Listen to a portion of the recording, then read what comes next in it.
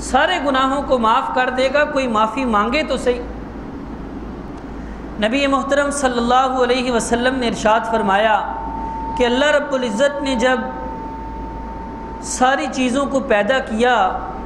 تو اسی وقت سے اللہ رب العزت نے یہ لکھ دیا کہ رحمتی سبقت غضبی، میری رحمت میرے غصے پر سبقت کر چکی ہے، میری رحمت میرے غصے سے آگے بڑھ چکی ہے۔ اور ایک حدیث میں نبی پاک صلی اللہ علیہ وسلم نے فرمایا کہ جب اللہ رب العزت نے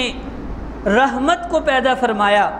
تو رحمت کے 100 حصے کیے، 100 حصے، اور ان 100 حصوں میں سے صرف ایک حصہ پوری مخلوق میں تقسیم کر دیا، باقی 99 حصے اللہ رب العزت نے رحمت کے اپنے پاس رکھے۔ اور آپ نے فرمایا وہی ایک حصے کی وجہ سے آج مخلوق ایک دوسرے پہ رحم کرتی ہے، حتیٰ کہ اسی ایک حصے کی وجہ سے ماں اپنے بچوں پر رحم کرتی۔ رحمت کے 100 حصوں میں سے صرف ایک حصہ اللہ رب العزت نے مخلوق کو عطا فرمایا،